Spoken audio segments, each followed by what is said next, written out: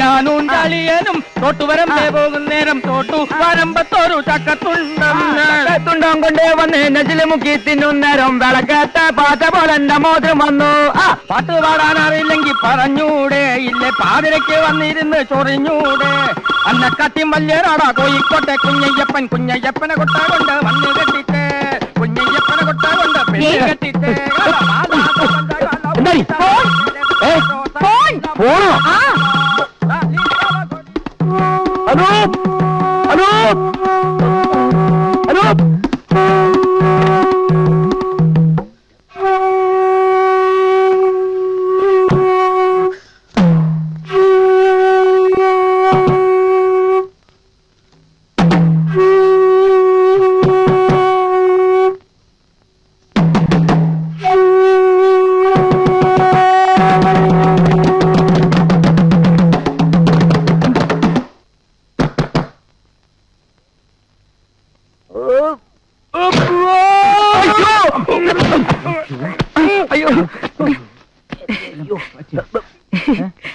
എന്താണ് ഇത്? ആദിവാസി. ഞാൻ ഈ ആദിവാസി സംഗീതത്തിന്റെ ഗവേഷണത്തിന്റെ ഭാഗമായിട്ട് ഇവനെ കൂടി പഠിപ്പിക്കാൻ. എടാ, അട്ടയെ പിടിച്ച് മെത്തേക്കെടുത്തിട്ട് അത് കിടക്കില്ല. നിന്നെ വല്ല അകളിയിലും അട്ടപ്പാടിലും വിടേണ്ട സൈസാ. നിൽക്കുന്നൊരു കോലം കണ്ടില്ലേ? മൃഗശാലയിൽ കൂടെ ഒഴുകൊണ്ടത് കേട്ടു. എന്താ അച്ഛന് നോട്ടമുണ്ടോ? രാവിലെ തന്നെ തന്തയ്ക്ക് പാലം വലിക്കുന്നോടാ. അച്ഛൻ കോൺട്രാക്ട് എടുത്ത് പണിഞ്ഞ പാലമാണെങ്കിൽ വലിക്കേണ്ട കാര്യമില്ല, അല്ലാതെ ഇടിഞ്ഞു പൊളിഞ്ഞ് താഴെ വീണോളൂ. അതെ, അച്ഛന്റെ ഇന്നത്തെ കണി ഏതായാലും മോശ. വന്ന് വീണത് കണ്ടില്ലേ? എടാ, നിന്റെയൊക്കെ തലവട്ടം കണ്ടപ്പോഴേ എനിക്ക് കഷ്ടകാലം തുടങ്ങിയല്ലോ. കഷ്ടകാലോ? വലിയ നിരീശ്വരവാദിയായ അച്ഛനെ ഈ കഷ്ടകാലത്തിലൊക്കെ വിശ്വാസം തുടങ്ങിയല്ലേ? അല്ല, എന്ന് പറഞ്ഞാൽ കഷ്ടകാലം എന്ന് ഞാനോട് പറഞ്ഞതേ ഉള്ളൂ. ആഹാ, അച്ഛനും മക്കളും കൂടെ രാവിലെ തന്നെ തുടങ്ങിയോ? നീ ഒരുത്തി ഓമാരെ ചീത്തയാക്കിയത്. അച്ഛന്റെ തലയ്ക്കകത്ത് 100 കൂട്ടം പ്രശ്നങ്ങളാ. ഓഫീസിൽ പ്രശ്നം, പണിസ്ഥലത്ത് പ്രശ്നം, അതിനിടെ നിങ്ങളും കൂടെ പ്രശ്നം ഉണ്ടാക്കല്ലേ? ചെന്നാലും കഴിക്കാൻ നോക്ക്. അതെ, പ്രധാന ജോലി ആദ്യം നടക്കട്ടെ. കുട്ടിപ്പിക്കാണ്ടായവന്മാരും. അച്ഛാ, അച്ഛന്റെ ഈ കോൺട്രാക്ട് ബിസിനസ് നേരെ ചൊവ്വേ നടക്കാത്തത് ഞങ്ങൾ ഇവിടെ നിന്ന് പാട്ട് പറഞ്ഞുകൊണ്ടല്ല, ശത്രുക്കളുടെ പാരയാ. പാരയോ? സിംഗപ്പൂരിൽ നിന്ന് മടങ്ങി എത്തിയതിനു ശേഷം അച്ഛൻ സത്യസന്ധമായി ചെയ്ത ഏതെങ്കിലും ഒരു പ്രോജക്ട് ഇവിടെ വിജയിച്ചിട്ടുണ്ടോ? അതാ, അച്ഛൻ ഇവിടെ ഒരു നിലനിൽപ്പുണ്ടായാൽ അത് ഏറ്റവും അധികം ബാധിക്കുന്നത് കൃഷ്ണവിഹാറിലെ ശങ്കരപ്പിള്ളയാ. അയാളാണ് അച്ഛന്റെ ഏറ്റവും വലിയ പാരപ്പിള്ള.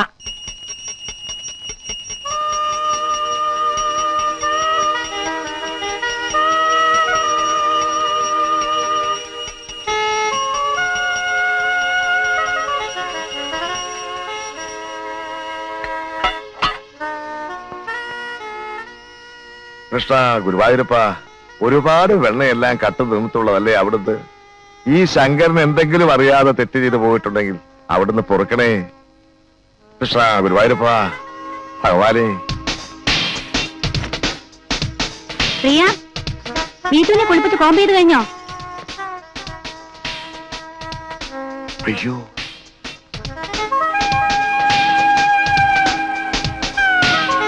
എന്താ മോളെ, നിനക്ക് എന്ത് പറ്റി? യോഗാസനം. ഇങ്ങനെ തലകുത്ത് നിൽക്കാൻ ഒരു യോഗം വേണം. സൂക്ഷിച്ച് പെടലി ഒടിഞ്ഞു പോവും. നിന്റെ തള്ള എന്തേ?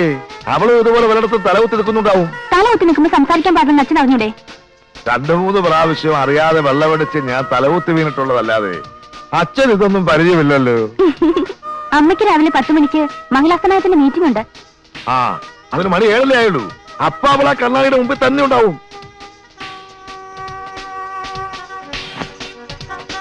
അല്ല, രാവിലെ തന്നെ ഇറങ്ങായോ? ഇന്നെന്താണാവോ മകളുടെ പ്രശ്നം? ഒരു സെമിനാറാ. ശാലീനത്വം നഷ്ടപ്പെടുന്ന കേരള വനിതകൾ. ഈ വിഷയത്തെക്കുറിച്ചാണ് പ്രധാന ചർച്ച.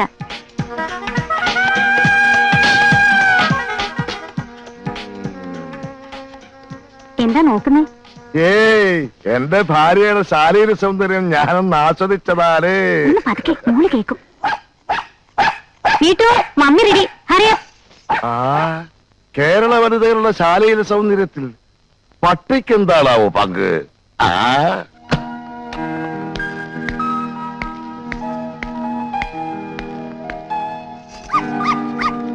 എന്തിനാണ് ഈ ശവത്തിനെ കെട്ടിയെടുത്തോണ്ട് പോണത്?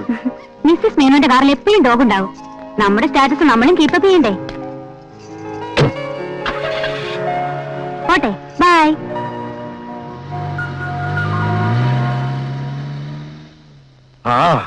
പട്ടി ജനിച്ച നക്ഷത്രത്തിന്റെ ഗുണം.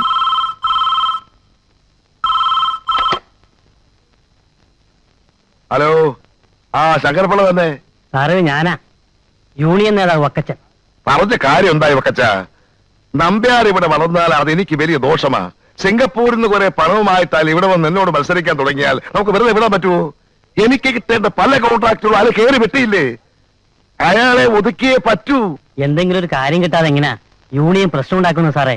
ആ യൂണിയൻ നേതാക്കന്മാർക്ക് കാര്യം ഉണ്ടാക്കാനാണോ വിഷമം? എന്തെങ്കിലും കാര്യം ഉണ്ടാക്കിയേ പറ്റൂ. വക്കച്ചനെ ഞാൻ നേരാൻ പെണ്ണം കണ്ടാ പോരെ? അങ്ങനെയാണെങ്കിൽ ഇന്ന് തന്നെ നമ്പ്യാരുടെ സൈറ്റിലെ എല്ലാ പണികളും ഞാൻ സ്തംഭിപ്പിച്ചിരിക്കും. തൊഴിലാളിക്കൊരു പ്രശ്നം വന്ന എല്ലാം എല്ലാം ഒന്നാണ്. നിരീശ്വരവാദി നമ്പ്യാർ മൂർദാബാദ്. മുതലാളി അകത്തേക്ക് എല്ലാം പറഞ്ഞു. അങ്ങനെ വഴിക്ക് വാ. ആ പിടിച്ചോ ഞാനിപ്പോ വരാം. ഈ സമരം അനാവശ്യമാണ്. ഇതിന്റെ പിന്നിൽ കളിച്ചത് ആരാണെന്ന് എനിക്ക് വ്യക്തമായിട്ട് അറിയാം. പിന്നിൽ സംഘടിതരായ തൊഴിലാളി വർഗം മുഴുവനുണ്ട്, അല്ലാതെ മറ്റാരുമില്ല. ശങ്കരപ്പിള്ളയുടെ കയ്യിൽ നിന്ന് നക്കാപ്പിച്ച വാങ്ങിച്ചിട്ട് വക്കത്തിന് തെണ്ടിത്തരം കാണിക്കരുത്. ഒരു വക അനാവശ്യം പറഞ്ഞാലുണ്ടല്ല, സിമന്റ് കൂടുന്ന മെക്കാട്ട് പെണ്ണുങ്ങളോട് തന്നെ തല്ലിയും. അതിലും ഭേദം താൻ തന്നെ അല്ലെന്നാ. സദാശിവ എന്താണ് ഈ കാണിക്കുന്നേ?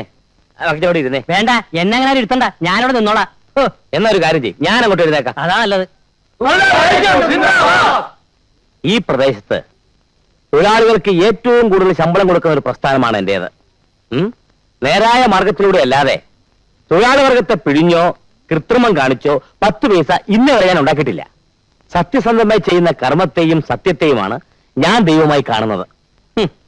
വക്കച്ചോ, ഞാനൊരു നിരീശ്വരവാദിയാണെന്നുള്ള കാര്യം വക്കച്ചൻ അറിയാമല്ലോ. പക്ഷേ ദൈവത്തെ കൂട്ടുപിടിച്ച് മറ്റുള്ളവർക്ക് പാര വയ്ക്കുന്ന എരപ്പാഴത്തരം ആര് കാണിച്ചാലും ഞാൻ പ്രതികരിക്കും. പ്രതികരിക്കുമല്ലേ? പ്രതികരിക്കും. ഒന്ന് പ്രതികരിച്ചു നോക്ക്. ഈ അടിച്ചത് പിള്ളേരുടെ മുഖത്തിട്ടാണെന്ന് പറയണ പുല്ലേ. താനൊരു തൊഴിലാളി നേതാവിനെ തല്ലിയല്ലോ. ഇന്നും നാളെ ഞാൻ കേരളാവിൽ കുറയ്ക്കാവശ്യരിക്കുന്നു. നമ്പ്യാരുടെ ഗുണ്ടായി സംസാരിപ്പിക്കുക. കേരള ബന്ദ് സിന്ദാബാദ്. കണ്ട എംബോക്കിയല്ല ആഴ്ചയിൽ 10 ബന്ദ് പ്രഖ്യാപിച്ച് മനുഷ്യനെ പൊറുതിമുട്ടിക്കുന്നതുകൊണ്ട് ഈ ബന്ദിന്റെ വിലയൊന്നു പോയി. ആരോന്ന് പ്രഖ്യാപിക്കണം. പിന്നെ തല്ലിയല്ലോ. ഭാരത ബന്ദ് സിന്ദാബാദ്.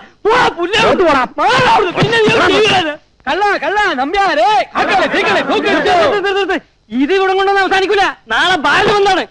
ഭാരത് ബന്ദ് സിന്ദാബാദ്. പൂരാച്ചി നമ്പ്യാർ മൂർദാബാദ്. പൂരാച്ചി നമ്പ്യാർ നീതി പാലിക്കുക.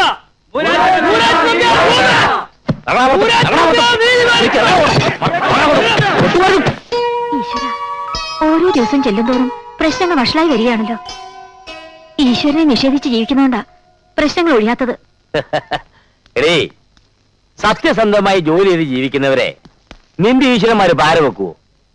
ഇതൊന്നും ഈശ്വരന്റെയും ജഗത്താന്റെ വിളയാട്ടമല്ല സുധർമ്മേ, അധർമ്മങ്ങളുടെ വിളയാട്ടമാണ്. ബിസിനസ് രംഗത്ത് അച്ഛന്റെ ഈ ഫിലോസഫിക്കൊന്നും ഒരു സ്ഥാനമില്ല. അധർമ്മത്തിനെ എങ്ങനെയാണ് കൈകാര്യം ചെയ്യേണ്ടതെന്ന് ഞങ്ങൾ കാണിച്ചു തരാം. ഈ പ്രശ്നം ഞങ്ങൾക്ക് വിട്ടുക.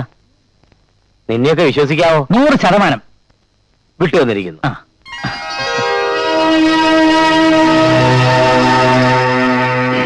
തകരണം ഒക്കെ തകരണം. അവന്റെ ആഫീസിന്റെ ചില്ലുകൾ തകർന്ന പോലെ അവന്റെ എല്ലാ ബിസിനസ്സുകളും തകരണം. അതെന്റെ നിലനിൽപ്പിന്റെ ഒരു പ്രശ്നം.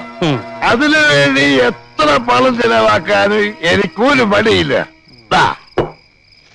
ഇതൊരു ദക്ഷിണയായിട്ടിരിക്കട്ടെ. മുതലാളി ഒന്നുകൊണ്ടും പേടിക്കണ്ട. ഇനി നമ്പ്യാരുടെ എല്ലാ സ്ഥാപനങ്ങളിലും സമരങ്ങളുടെ വെടിക്കെട്ടായിരിക്കും. വെറുതെ അല്ല പറഞ്ഞേ. KPCC ജില്ലാ സെക്രട്ടറി വക്കച്ചനായി പറഞ്ഞേ.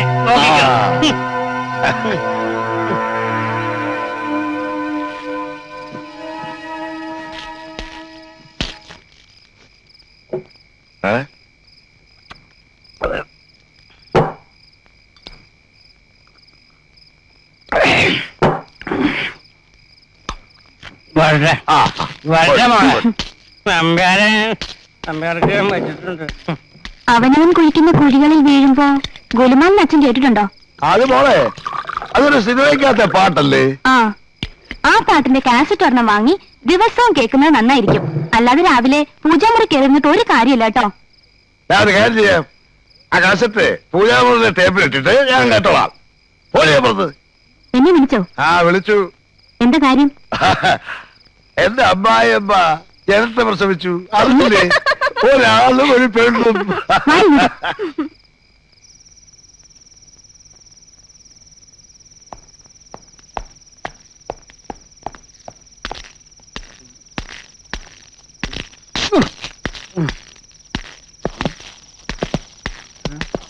ആരാ നടക്കണ വഴിക്ക് വണ്ടിട്ടിരിക്കണേ? അറിയണോ അല്ലേ? ആരാ?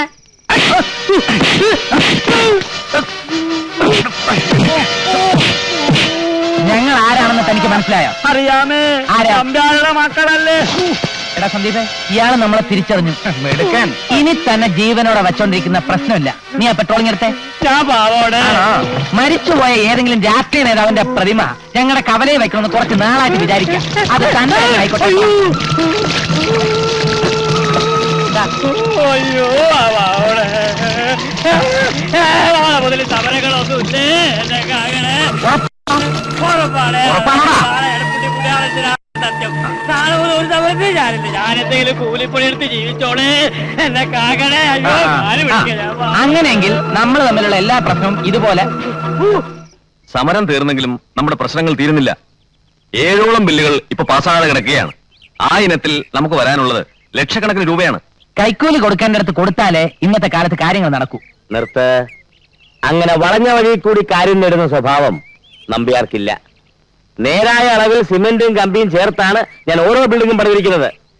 എടാ, യുക്തിവാദിയായ ഒരു മനുഷ്യനും ഒരിക്കലും സമൂഹത്തെ വഞ്ചിക്കില്ല. അത് പറഞ്ഞപ്പോഴാ ഓർത്തത്. നമ്മൾ പണിത ഫ്ളാറ്റിൽ ചോർച്ചയുണ്ടെന്ന് പറഞ്ഞ് കമ്പനിക്കെതിരെ കേസായിട്ടുണ്ട്. ഈശ്വര, അങ്ങനെ അബദ്ധത്തിലാണെങ്കിലും വല്ലപ്പോഴും ഈശ്വരനെ വിളിക്ക.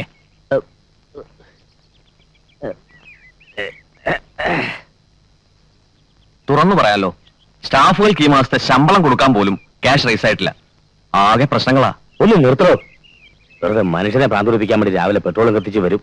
ഈ പ്രശ്നങ്ങളല്ലാതെ എനിക്ക് വേറെ ഒന്നും പറയാനില്ലേ? അല്ല, വിവരങ്ങളൊക്കെ ഞാൻ അറിയിച്ചെന്നേ ഉള്ളൂ. എന്തെങ്കിലും പരിഹാരം കണ്ടില്ലെങ്കിൽ കമ്പനി കൂട്ടേണ്ടി വരും. അപ്പൊ ഞാൻ ഇറങ്ങട്ടെ. ആ ചെല്ലേ. എല്ലാത്തിനും കാരണം നിങ്ങളുടെ യുക്തിവാദ.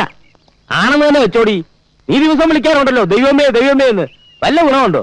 കമ്പനി കൂട്ടാൻ പോവാ. നിങ്ങളായി നിങ്ങളുടെ പാടായി. ഞാൻ പറഞ്ഞതേ ഉള്ളൂ. ദേ, യുക്തിവാദം പറഞ്ഞ് കുടുംബം നശിപ്പിക്കരുത്. അല്ലച്ച, അമ്മ പറയുന്നതിൽ കാര്യമുണ്ട്. എഴുന്നേരെ എഴുന്നേരെ എഴുന്നേരെ. ആ പോ പോ, പോ, ഈശ്വര പോ. വിശ്വാസം പോടാ. അവരോട് ബഹുമാനവും ഇല്ല. പിന്നെ അങ്ങനെ നന്നാവും. ഇതാ, വല്ലതും പറഞ്ഞായിരുന്നോ? കാപ്പി എടുത്ത് വെച്ചിട്ടുണ്ടെന്ന് പറയായിരുന്നു. പോടാ പോടാ, പോയി ഞണ്ണാ പോടാ. ഈ യൂണിയൻ കൂടി ഉപദേശിക്കാൻ വന്നിരിക്കുന്നു. വന്നൊരു യുക്തിവാദിക്ക് ഇവിടെ ജീവിക്കാൻ വയ്യാണ്ടായോ എന്റെ ദൈവമേ.